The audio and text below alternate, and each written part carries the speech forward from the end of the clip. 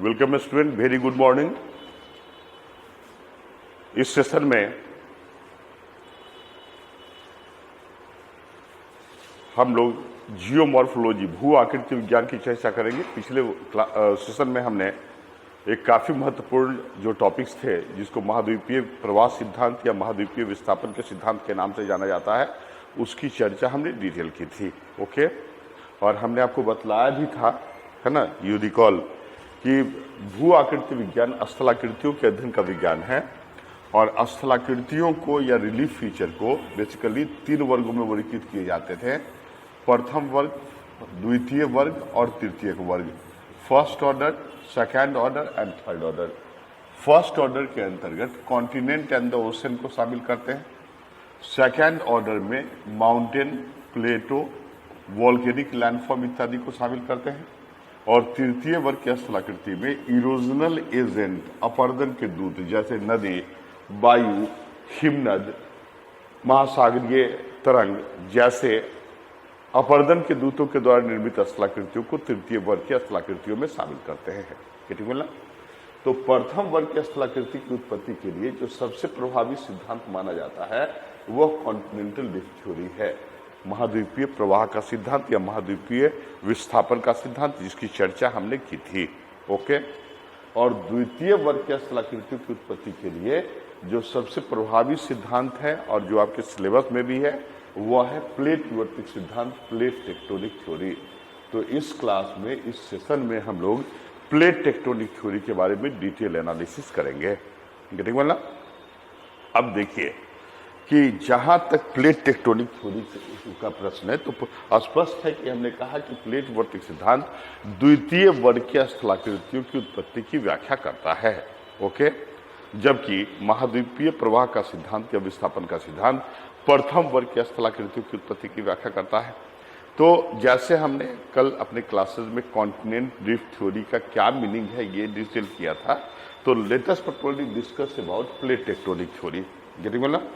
तो देखिए, जहां तक प्लेट टेक्टोनिक थ्योरी का तात्पर्य है ना, तो प्लेट टेक्टोनिक थ्योरी जिसको हम हिंदी में महाद्वीपीय प्रवाह विस्थापन, महाद्वीप, ये प्लेट विवर्तक सिद्धांत के नाम से जानते हैं, इसको डिटेल करें। ये टर्म क्या है? फर्स्ट है प्लेट, सेकेंड है tectonic and theory. Right, 3 term का कॉम्बिनेशन है। एक है प्लेट, दूसरा विवर्तनिक और तीसरा सिद्धांत। गेटिंग वाला? What is the meaning of plate? You see, continental drift theory Pangaea के टूटने की व्याख्या करता है, आप जान चुके हैं।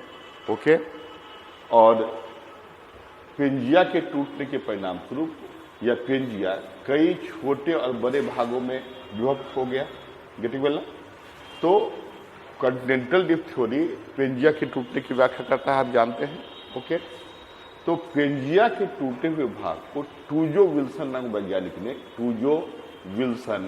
विल्सन नामक वैज्ञानिक ने सबसे पहले प्लेट का नाम दिया, प्लेट। गेटिंग वाला? तो स्पष्ट है कि प्लेट शब्द का तात्पर्य क्या है कि प्लेट पेंजिया के टूटे हुए भाग हैं, और plate, the term plate refers to the fragmented part of Pangaea. Okay, और इस शब्द का प्रयोग सबसे पहले टूजो विल्सन नामक वैज्ञानिक ने किया था। ओके, एक तो प्लेट के बारे में स्पष्ट हो गया कि plate fragmented part of Pangaea या पेंजिया के टूटे हुए भागों को कहा जाता है। सेकेंड पर्टिकुलरली है टेक्टोनिक। देखिए, टेक्टोनिक शब्द का प्रयोग है ना, जी टेक्टोन के नाम से लिया गया है। विवर्तन का तात्पर्य है भूगर्भ में होने वाले सभी प्रकार की गत्यात्मकता को टेक्टोनिक मूवमेंट के नाम से पुकारते हैं। ओके, अंतर्जात बल को हम विवर्तनिक बल के भी नाम से जानते हैं। मतलब चट्टानों का खिसकना, चट्टानों में उत्थान, चट्टानों में अवतलन, राइट, ये जितनी भी घटना है इसको broadly horizontal movement, vertical movement, सभी को हम कलेक्टिवली टेक्टोनिक शब्द का प्रयोग के नाम से जानते हैं। और इसकी उत्पत्ति जी टेक्टोन, चूंकि जी टेक्टोन प्रथम ऐसे वैज्ञानिक थे जिन्होंने भूगर्भ में स्थित चट्टानों की गत्यात्मकता का पता लगाया, इसलिए उसको टेक्टोनिक मूवमेंट के नाम से पुकारते हैं।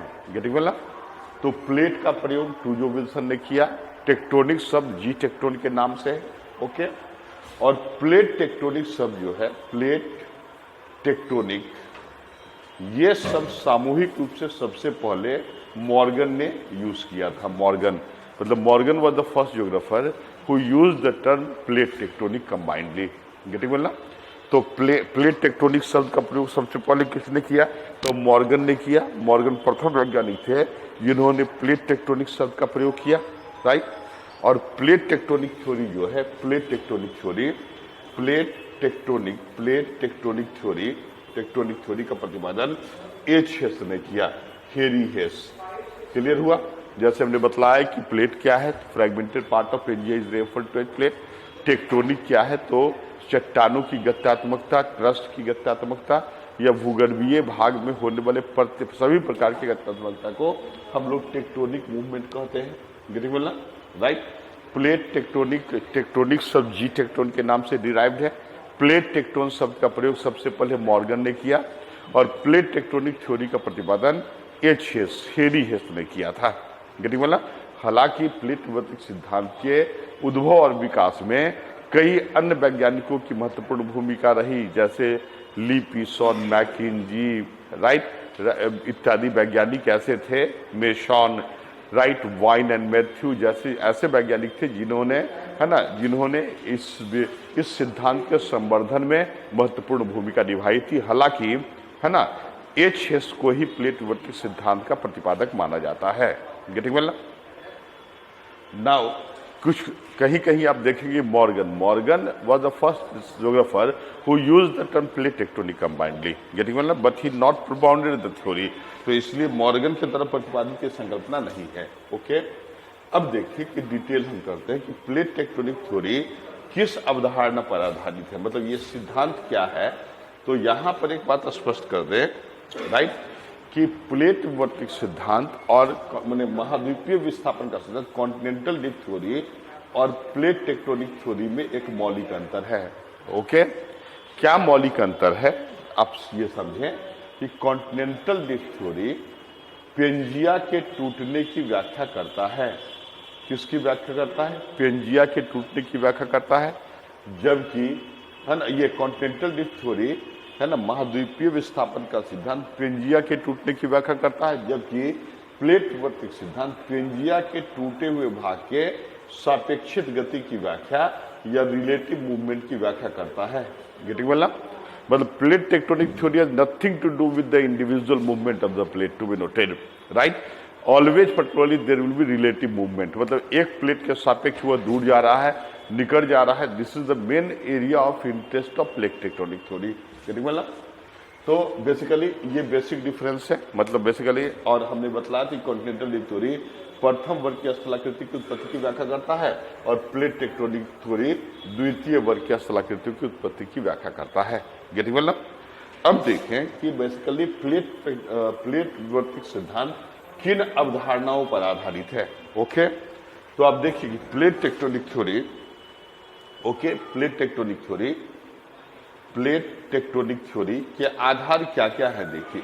एक तो ये ड्रिफ्ट हाइपोथेसिस पर आधारित है, ड्रिफ्ट थ्योरी पर आधारित है, या ड्रिफ्ट हाइपोथेसिस के आधार है, जिसके प्रतिपादन टेलर ने और बाद में इसका संवर्धन वेगनर ने किया।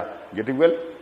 सेकेंड इसके आधार जो हैं वह पेलियो मैग्नेटिज्म है, पेलियो मैग्नेटिज्म, राइट, जिसको हम पूरा चुंबकत्व के नाम से पुकारते हैं, ओके। और तीसरे इसके आधार है एच हेस के द्वारा प्रतिपादित sea floor spreading theory. Getting well? ये तीन आधार है प्लेट भौतिक सिद्धांत के, राइट। प्लेट भौतिक सिद्धांत के फर्स्ट जो आधार है वह बेसिकली फर्स्ट जो आधार है उसको बोलते हैं ड्रिफ्ट हाइपोथेसिस, ओके, प्रवाह संकल्पना। सेकेंड जो आधार है जिस पर वो आधारित है वह पर्टिकुलरली है पेलियो मैग्नेटिज्म। और तीसरे पर्टिकुलरली इसके आधार जो हैं वह एच हेस के, हेरी हेस के समुद्र तली के प्रसार की संकल्पना। Getting well? Again I am repeating, I had said that continental डिस्क थ्योरी ने कहा, मतलब वेगनर ने कहा था कि विभिन्न भूगर्भीय अवधि में जियोलॉजिकल पीरियड में ध्रुवों के स्थान में परिवर्तन होते रहे हैं और इस घटना को उन्होंने वॉन्डरिंग ऑफ पोल कहा। ओके, तो ध्रुवों के भटकना के नाम से पुकारा, लेकिन इस ध्रुवों के भटकने की वैज्ञानिक व्याख्या वो नहीं कर पाए जो महाद्वीपीय प्रवास सिद्धांत की है ना कि एक महत्वपूर्ण आलोचना में शामिल है। ओके, जबकि इस तथ्य की व्याख्या बेहतर रूप से पूरा चुंबकत्व के आधार पर किए जा सकते हैं। यह एक ऐसा कारण है जिसके कारण हम प्लेट टेक्टोनिक थ्योरी को कॉन्टिनेंटल ड्रिफ्ट थ्योरी की तुलना में अधिक एडवांस मानते हैं।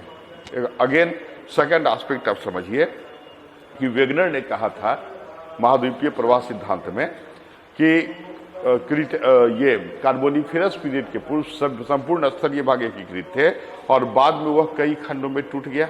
ओके, लेकिन उसकी वैज्ञानिक व्याख्या भी वो नहीं कर पाए। गेटिंग वेल ना? तो उसकी वैज्ञानिक व्याख्या या पर्टिकुलरली साइंटिफिक एनालिसिस जो है वो नहीं कर पाए। ओके, इस तथ्य की व्याख्या पुनः पूरा चुंबकत्व के आधार पर होती है। तो this are the reason why plate tectonic theory is considered more advance as compare to that of continental drift theory. Okay, और भी सारे कारण है, when I will discuss it I will compare it completely. Getting well ना? अब देखिए, एक तो आधार क्या है आप समझ में आ गया कि प्लेट वर्तिक सिद्धांत क्या है। तो एक लाइन में पहले से हम लिखते हैं, ये द्वितीय वर्ग की स्थलाकृतियों की उत्पत्ति की व्याख्या करता है। सेकेंड महत्वपूर्ण इसके बारे में हमने बतलाया, यह प्लेटों के सापेक्षित गति रिलेटिव मूवमेंट की व्याख्या करता है। ओके, और इसके आधार क्या है? तो यह ड्रिफ्ट हाइपोथेसिस पर आधारित है। ड्रिफ्ट थ्योरी का प्रतिपादन टेलर ने किया और बाद में इसका संवर्धन वेगनर ने किया था। ओके, पुनः यह पूरा चुंबकत्व या पेलियोमैग्नेटिज्म पर आधारित है।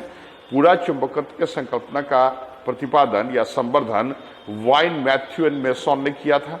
ओके, और यह सी फ्लूइड स्प्रेडिंग थ्योरी पर आधारित है जो एच हेस के द्वारा प्रतिपादित संकल्पना है। Right, that's why it is said that it is more wide as in approach as compare to that of the continental drift theory. Getting well? अब देखिए क्या है, इंट्रोडक्शन आप समझ में आ गया। मैंने देखिए ड्रिफ्ट क्या है, हमने आपको बतलाया था कि चट्टानों का टूटना, राइट, पेंजिया का टूटना और टूटे हुए भाग का क्षैतिज प्रवाह, this is referred to as drift. Paleomagnetism क्या है? तो पेलियोमैग्नेटिज्म को डिफाइन करते हैं तो the generation and maintenance of magnetic property of the earth. Right, पृथ्वी के चुंबकीय गुण का जनन एवं इसका परिरक्षण पूरा चुंबकत्व कहलाता है। या सिंपल फॉर्म में आप ये भी कह सकते हैं कि चट्टानों में उपस्थित चुंबकीय गुण पूरा चुंबकत्व से संबद्ध होते हैं। Getting well? और सी फ्लूइड स्प्रेडिंग का तात्पर्य है कि समुद्र तली का जनरेशन लगातार होता है और बेसिकली वहां डाइवर्जेंट प्लेट होंगे तो there will be continuous generation, है ना, of the oceanic plate and hence the oceanic plate spread which is referred to a sea fluid spreading theory. Getting well? अब देखिए, तो ये पर्टिकुलरली तीन अवधारणा है। अब वन बाय वन हम इसको लेके आगे बढ़े कि जहां तक प्लेट टेक्टोनिक थ्योरी का प्रश्न है, तो प्लेट टेक्टोनिक थ्योरी में, राइट, एक तो प्लेट है, दूसरा टेक्टोनिक है और तीसरा पर्टिकुलरली थ्योरी है। तो आप इसको समझे कि जहां तक प्लेट का प्रश्न है, राइट, प्लेट का प्रश्न है, प्लेट महत्वपूर्ण भूमिका निभा रही है। ओके, महत्वपूर्ण भाग है इसके कंसिडरेशन का, इस सिद्धांत का। और प्लेट शब्द का प्रयोग सबसे पहले हमने कहा कि टूजो विल्सन ने पेंजिया के टूटे हुए भागों के लिए किया था। Getting well? यहां पर स्पष्ट कर दें कि प्लेट का कई आधार पर वर्गीकरण किए जाते हैं। एक आधार जो प्लेट के वर्गीकरण का है वह है according to size. According to size मतलब आकार के आधार पर प्लेटों का वर्गीकरण। ओके, सेकंड बेसिस है अकॉर्डिंग टू नेचर, प्रकृति के आधार पर इसके वर्गीकरण। और तीसरा है अकॉर्डिंग टू रिलेटिव मूवमेंट, सापेक्षित गति के आधार पर। ओके, तो पर्टिकुलरली तीन भाग है, तीन आधार है प्लेट के। एक तो साइज के आधार पर प्लेटों का वर्गीकरण, दूसरा है नेचर के आधार पर प्लेटों का वर्गीकरण और तीसरा है रिलेटिव मूवमेंट के आधार पर प्लेटों का वर्गीकरण। Getting well? अब देखिए, अकॉर्डिंग टू साइज प्लेटों को दो वर्गों में वर्गीकृत किए जाते हैं। एक है यदि इसके आकार बड़े हैं तो इसको बोलते हैं major plate, major plate, okay. और जिस प्लेट के आकार छोटे हैं उसको माइनर प्लेट के नाम से जानते हैं। इसका मतलब है कि आकार के आधार पर प्लेटों को दो वर्ग में वर्गीकृत किए जाते हैं। एक है बृहद प्लेट और दूसरा है लघु प्लेट, राइट।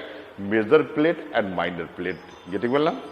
अब प्रश्न यह उठता है कि आखिर पेंजिया के टूटने से कितने प्लेटों के जनन हुए। इस संदर्भ में भू आकृति वैज्ञानिकों के मध्य मत भिन्नता रही है, परंतु सर्वमान्य व्यू, सबसे अधिक मान्य व्यू जो है वह लीपीसॉन का है। लीपीसॉन ने कहा कि पेंजिया के टूटने से लगभग 6 major plate and more than 20 minor plates की उत्पत्ति हुई, और इसी को आधार मानकर हम लोग आगे एनालिसिस करेंगे। गेटिंग वेल ना। मेजर प्लेट में आप जान जाए कि फर्स्ट जो प्लेट है वह है Eurasian plate first major plate में, राइट। सेकेंड है इंडियन ऑस्ट्रेलियन प्लेट। थर्ड जो है वह है अफ्रीकन प्लेट, ओके। फोर्थ जो है वह अमेरिकन प्लेट। फिफ्थ है Pacific plate and sixth one is Antarctica plate, okay. तो we have 6 type of major plate, 6 example of major plate on the earth which produced as a result of fragmentation of Pangaea, okay. जैसे first हमने कहा कि सबसे पहला जो है वह यूरेशियाई प्लेट है, उसके बाद इंडियन नेशनल प्लेट है, उसके बाद अफ्रीकन प्लेट है, next is American plate, then Pacific plate and then particularly there is a Antarctica plate. Getting well ना। जैसे यदि इसको पिक्टोग्राफिक आप देखना चाहें तो आप देखिए कि पृथ्वी के सतह पर जैसे ये अमेरिका है, ओके। यहाँ पर अफ्रीका, भारत, ये यूरेशिया का भाग है, गेटिंग वेल ना। और ये भारत है और ये India,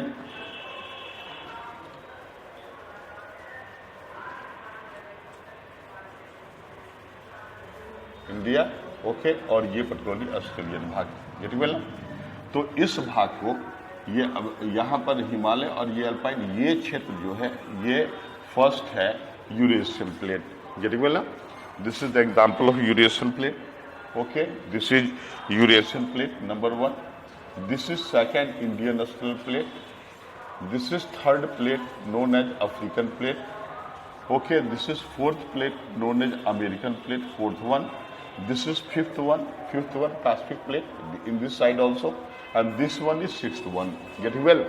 So we have 6 plate, right. एक तो यूरेशियन प्लेट है, सेकेंड इंडियन ऑस्ट्रेलियन प्लेट है, थर्ड अफ्रीकन प्लेट है, ओके। देन अमेरिकन प्लेट है एंड देन अंटार्कटिका प्लेट है। आप देखिए कि अफ्रीकन प्लेट पर मतलब अटलांटिक ओशन के पूर्वी भाग अफ्रीकन प्लेट पर हैं, जबकि पश्चिमी भाग अमेरिकन प्लेट पर हैं, गेटिंग वेल। तो these are the major plate on the earth surface which produced as the result of fragmentation of Pangaea, okay, right. Pangaea के टूटने से इन प्लेटों के जनन हुए। और आपको बतला दें कि माइनर प्लेट्स में है ना कॉकस प्लेट है, नाज़का प्लेट है, राइट, है ना। Cocos plate, Nazca plate, again है ना, यू सी है ना, स्कॉशिया प्लेट है, Japanese plate, Philippines plate, they are the example of minor plate, getting well ना।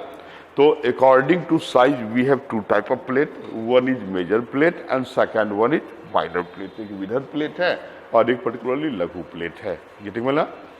तो ये एक क्लासिफिकेशन है प्लेट का according to their size. We said that we have 2 type of plate, major plate and minor plate, getting well ना। Now see, okay.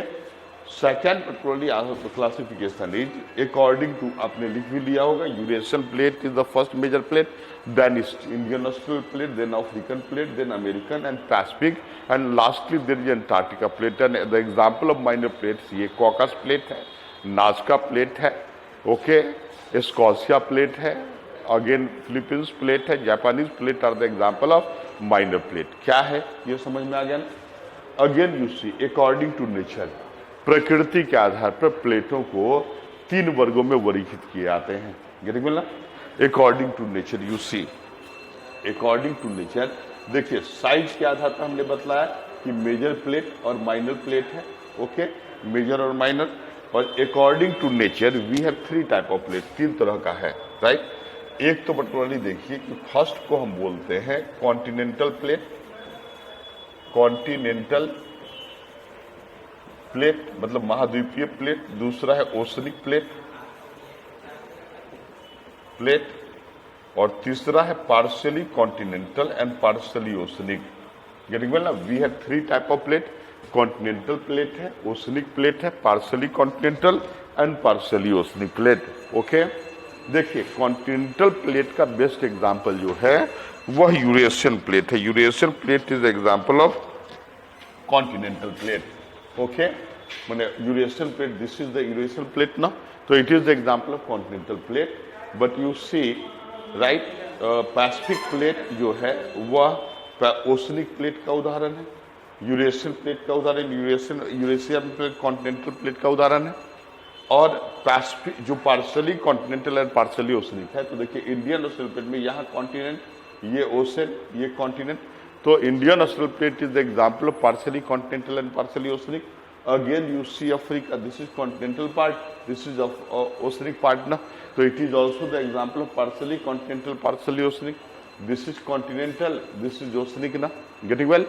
So these are the example of partially continental and partially, matlab we have 3 example here. One is several example, but I am giving 3 important example.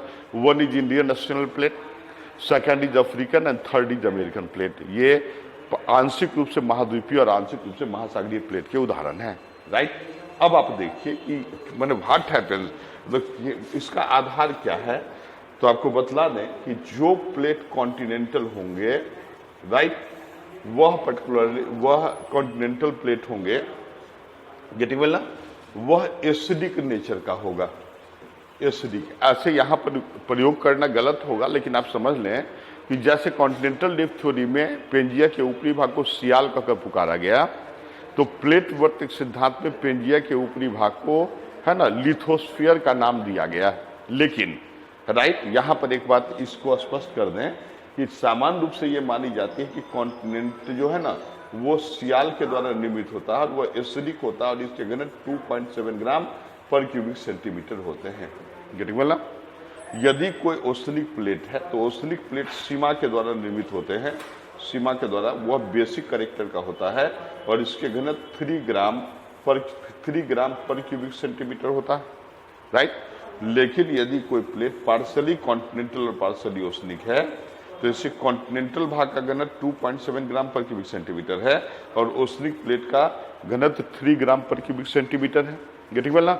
तो देखिए जितने भी continental plate होंगे वो acidic होंगे और उसके घनत्व 2.7 ग्राम पर क्यूबिक सेंटीमीटर होंगे। Getting well? जो महासागरीय प्लेट होंगे वह क्षारीय होंगे, बेसिक इन कैरेक्टर, और उसके घनत्व 3 ग्राम पर क्यूबिक सेंटीमीटर होंगे। गेटिंग वेल ना? और जो आंशिक रूप से महाद्वीपीय और मानसिक रूप से महासागरीय प्लेट हैं उसके कॉन्टिनेंटल पार्ट के घनत्व 2.7 ग्राम पर क्यूबिक सेंटीमीटर होते हैं, जबकि ओशनिक पार्ट के घनत्व 3 ग्राम पर क्यूबिक सेंटीमीटर होते हैं।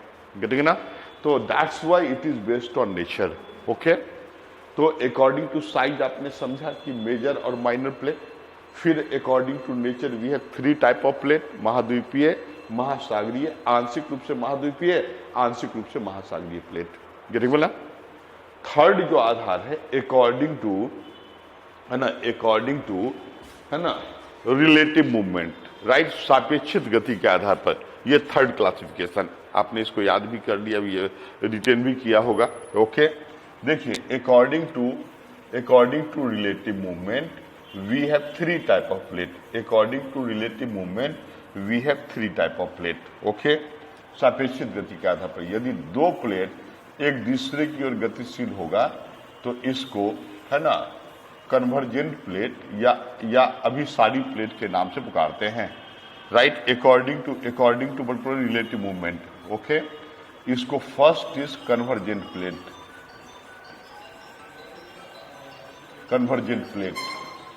ओके, या अभिसारी प्लेट। सेकंड है डाइवर्जेंट प्लेट, जब, है ना, जब 2 प्लेट एक दूसरे से अलग होंगे तो इसको it is referred to as divergent plate,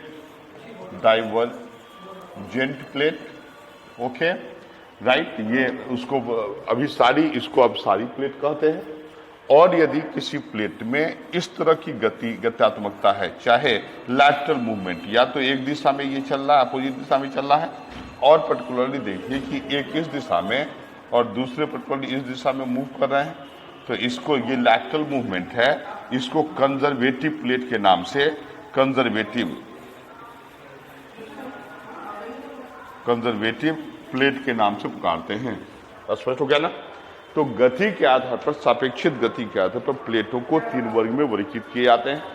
एक अभिसारी प्लेट, जब 2 प्लेट एक दूसरे के निकट आए तो इसको अभिसारी प्लेट कहते हैं। जब 2 प्लेट एक दूसरे से अलग जाए तो इसको अपसारी प्लेट कहते हैं। और जब 2 प्लेट एक दूसरे से लैटरल मूवमेंट करें, है ना, पार्श्व रूप से इसकी गत्यात्मकता हो, तो इसको संरक्षी प्लेट के नाम से जाना जाता है। आप समझें यहां पर कि why it is referred to as संरक्षी और कंजर्वेटिव। देखिए, जब 2 प्लेट टकराएंगे तो एक प्लेट नीचे जाएगा और मेल्ट करेगा, तो इसका सिर्फ टकराने से प्लेटों का विनाश होगा। इसलिए कन्वर्जेंट प्लेट को विनाशी प्लेट या डिस्ट्रक्टिव प्लेट के नाम से जानते हैं। जब 2 प्लेट एक दूसरे से अलग होते हैं तो इसको डाइवर्जेंट प्लेट कहते हैं, है ना। इसको किस नाम से पुकारते हैं? डाइवर्जेंट प्लेट के नाम से पुकारते हैं। गेटिंग वेल ना? और इससे नए प्लेटों के जनन होते हैं, इसलिए डाइवर्जेंट प्लेट को कंस्ट्रक्टिव प्लेट के नाम से भी पुकारते हैं। और जब 2 प्लेट में लैटरल मूवमेंट हो, पार्श्व गत्यात्मकता हो, तो इसको हम पर्टिकुलरली संरक्षी प्लेट कहते हैं, because neither the plate are destroyed nor they are created. Getting well ना? That's why they refer to as no changer और संरक्षी। गेटिंग वेल ना? अब देखिए, प्लेट विवर्तक सिद्धांत के आधार में हमने आपको बतलाया कि प्लेट क्या है। तो प्लेट त्रिज्या के टूटे हुए भाग हैं, और प्लेट विवर्तक सिद्धांत प्लेटों के रिलेटिव मूवमेंट की व्याख्या करता है। और प्लेट कितने प्रकार के होते हैं, तो उसकी 3 आधार हैं क्लासिफिकेशन के। एक आधार बेसिकली है साइज के आधार पर major plate, minor plate. Second, nature के आधार पर continental, oceanic, partially continental, partially oceanic. And according to relative movement, okay, according to relative movement 3 प्रकार के प्लेट हैं, है ना, अभिसारी, अपसारी और संरक्षी प्लेट। गेटिंग वेल ना? राइट, अभिसारी, अपसारी और संरक्षी प्लेट। गेटिंग वेल ना?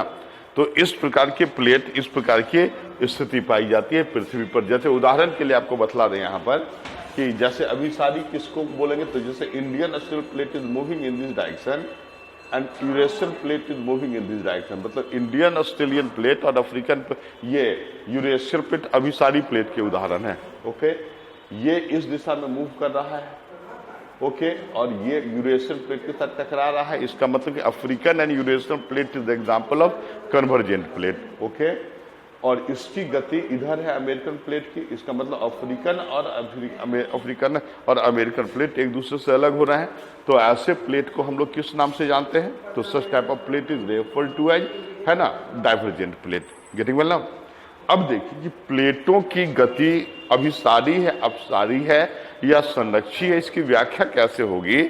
तो इसकी व्याख्या आइलर सिद्धांत के आधार पर की जाती है। आइलर सिद्धांत फिजिक्स के सिद्धांत है ना, जो किसी भी ठोस का द्रव के ऊपर तैराव की, मूवमेंट की व्याख्या करता है। ओके, तो इस सिद्धांत में कहे गए हैं कि प्लेटों की गति, है ना, माइनर सर्किल के रिलेटिव होते हैं, सापेक्ष होते हैं। और यदि वो पर्टिकुलरली उसके सापेक्ष नहीं होंगे, otherwise it will be convergent and divergent, इसकी आवश्यकता नहीं है आपको। गति बोलना सिर्फ रेफर कर दे कि प्लेटों की गति की व्याख्या आइलर संकल्पना के आधार पर की जा सकते हैं। गति बोलना। अब देखिए कि प्लेट क्या है, इसके बारे में आप समझ में आ गया, है ना, कि प्लेट कितने प्रकार के हैं, इसके बारे में भी एक सामान्य अवधारणा स्पष्ट हो गए, मैं जैसा समझता हूं। और फिर पर्टिकुलरली इसके टाइपोलॉजी क्या हो सकते हैं, कितने प्रकार हो सकते हैं प्लेट के, इसके बारे में भी हमने डिटेल किया। अब देखिए, as far as the question of plate tectonic theory is concern, इसका डिटेल एनालिसिस किया जाए। ओके, देखिए मौलिक अवधारणा क्या है बेसिक रूप से, और यह किस तरह कॉन्टिनेंटल ड्रिफ्ट थ्योरी से अलग है, यह भी जान लें कि प्लेट विवर्तक सिद्धांत के अनुसार प्लेटों के ऊपरी भाग लिथोस्फीयर के द्वारा निर्मित हैं। लिथोस्फीयर, राइट, जो एक द्रव के ऊपर तैर रहा है, इस द्रव का नाम है एस्थेनोस्फीयर, ASTHENOSPHERE, एस्थेनोस्फीयर, या हिंदी में इसको दुर्बलता मंडल के नाम से पुकारते हैं। Getting well? तो बेसिकली आप देखिए कि प्लेट के ऊपरी भाग लिथोस्फीयर के द्वारा निर्मित है, जो एक द्रव के ऊपर तैर रहा है, और इस द्रव को हम बोलते हैं दुर्बलता मंडल, राइट। इंग्लिश में इसको एस्थेनोस्फीयर कहते हैं। और this is quite different from that of UC hypothesis of continental drift theory. एक कॉन्टिनेंटल डिप्थ थ्योरी, ये तो प्लेट टेक्टोनिक थ्योरी की अवधारणा है, और कॉन्टिनेंटल डिप्थ थ्योरी यह मानता था, इस अवधारणा पर आधारित था कि पेंजिया के ऊपरी भाग सियाल के द्वारा निर्मित है, राइट, और ये द्रव पर तैर रहा है जिसका नाम है सीमा। Getting well? द्रव पर तैर रहा है जिसका नाम सीमा है। तो ये मौलिक पर्टिकुलरली डिफरेंस है प्लेट टेक्टोनिक थ्योरी और कॉन्टिनेंटल डिप्थ थ्योरी में। Getting well? अगेन यू सी, तो फिर प्लेट के ऊपरी भाग किस पदार्थ के बने हुए हैं? तो लिथोस्फीयर के द्वारा बने हुए हैं, और वह एक द्रव पर तैर रहा है जिसको हम एस्थेनोस्फीयर के नाम से या दुर्बलता मंडल के नाम से पुकारते हैं। ओके, अगेन यू सी, मतलब दुर्बलता मंडल के बारे में हम आपको बतला दें कि सीमा के ऊपरी भाग को हम दुर्बलता मंडल के नाम से भी पुकारते हैं। ओके, और इसको जेडएलवी या जोन ऑफ लो वेलोसिटी के नाम से जाना जाता है, क्योंकि इस क्षेत्र में भूकंप तरंगों की गति, है ना, सीमा के में पाए जाने वाले भूकंपीय तरंग की गति के सापेक्षित कम होते हैं, और कम गति का कारण है ना कि व्याख्या इस आधार पर की जाती है कि चूंकि ये द्रवित अवस्था में पाया जाता है, इसलिए इस क्षेत्र में सिस्मिक वेव की गति कम होती है। गेटिंग मिला? तो देखिए, actually according to plate tectonic theory हमने बतलाया कि ऊपरी भाग किसके द्वारा निर्मित है? तो बटोल लिथोस्फीयर के द्वारा निर्मित है, और वह किस पर तैर रहा है? द्रव पर तैर रहा है। Getting well? Again you see second important aspect कि कॉन्टिनेंटल डिप्थ थ्योरी में तीन बलों को रिस्पॉन्सिबल माना गया था पेंजिया के टूटने या पर्टिकुलरली पेंजिया के टूटे हुए भाग के क्षैतिज प्रवाह। उसमें एक तो उत्प्लावन बल थे, force of buoyancy, okay, second differential gravitational pull, और तीसरा थर्ड जो फैक्टर था वो टाइडल फोर्स था। ओके, और इन बलों के अपर्याप्तता क्या